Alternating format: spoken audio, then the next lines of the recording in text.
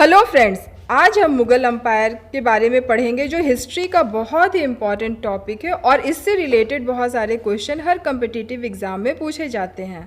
अगर आपको मेरा ये चैनल पसंद आए तो please do like, subscribe and share और मेरे फर्दर नोटिफिकेशन के लिए आप प्लीज़ इस बेल आइकन को दबा दें।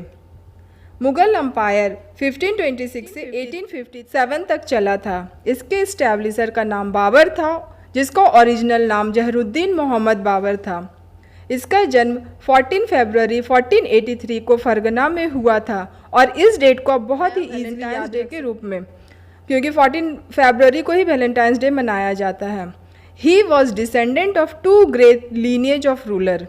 उसके फादर उमर शेख मिर्जा सक्सेस इराक का रूलर था और उसकी मदर कुतलुग निगार खानम वो मंगोल रूलर चंगेज खां के रूलर था, चाइना और सेंट्रल एशिया के उसकी डिसेंडेंट थे।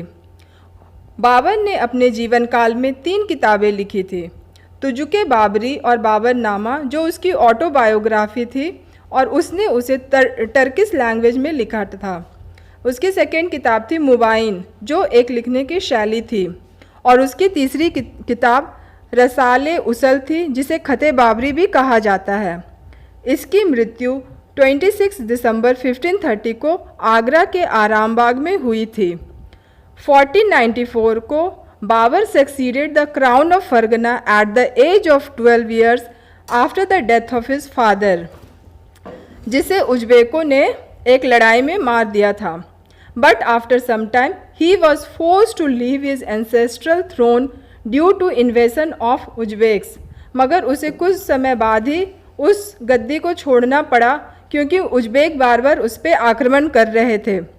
1504 में after years of wandering he seized Kabul. 1504 में वो इधर उधर भटकने के बाद उसने काबुल और गजनी को जीता।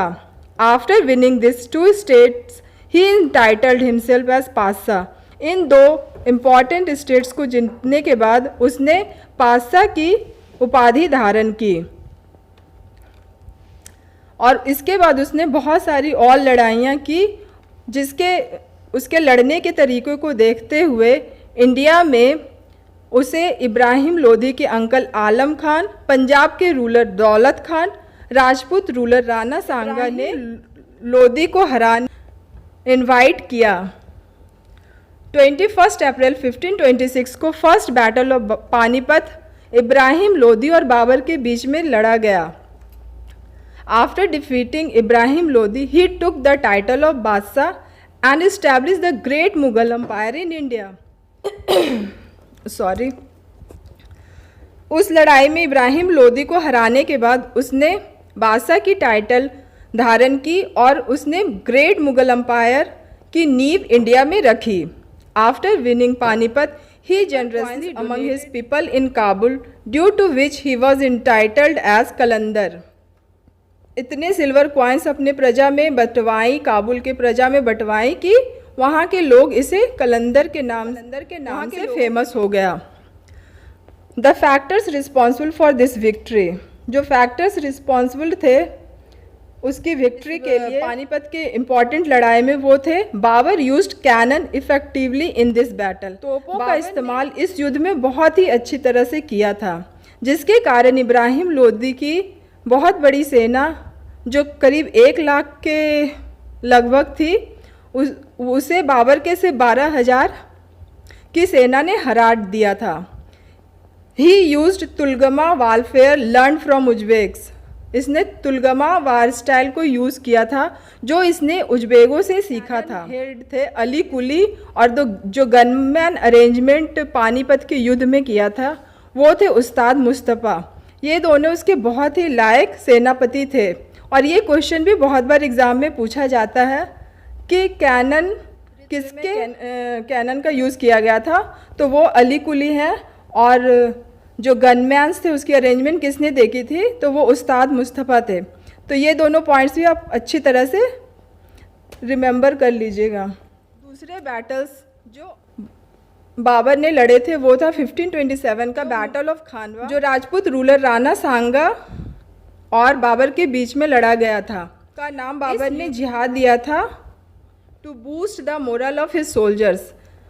क्योंकि राणा सांगा बहुत ही पावरफुल रूलर था और जिसके कारण इसके सैनिक डर रहे थे उससे लड़ने के लिए। तो बाबर ने उनके मोराल को बूस्ट करने के लिए इसे एक धार्मिक युद्ध का रूप दे दिया था, जिसे इसने जिहाद कहा था। जिहाद का मतलब होता है काफिरों के खिलाफ लड़ाई। इस युद्ध में बाबर की जीत हुई थी। इसके बाद बाबर ने गाजी की उपाधि धारण की थी, जिसका मतलब होता है काफिरों को मारने वाला। बैटल जो उसने इंडिया में लड़ा था वो था 1528 का बैटल ऑफ चंदेरी। ये इसने मेदिनी राय के साथ लड़ी थी। राणा सांगा का ही एक सामंत था चंदेरी में। इसके बाद उसने 1529 में बैटल ऑफ घग्गर और कनुआ लड़ा महमूद लोदी के साथ, जो बाबर का ही भाई था। इसमें भी बाबर की जीत हुई। महमूद लोदी बंगाल की तरफ भाग गया। It was his last battle. ये इसका लास्ट बैटल था और इसके बाद 26 दिसंबर 1530 में इसकी मृत्यु हो जाती है आगरा के आराम बाग में। मगर इसने अपनी ऑटोबायोग्राफी बाबर नामा में लिखा था कि मुझे दफनाया जाए, और इसलिए इसकी एक बेगम ने इसे आगरा से काबुल ले जाके दफनवाया। और इस तरह बाबर से रिलेटेड मैंने सारे इम्पॉर्टेंट पॉइंट्स इसमें कवर करने की कोशिश की है। अगर आपको अच्छा लगे तो please do like, subscribe and share. Thank you.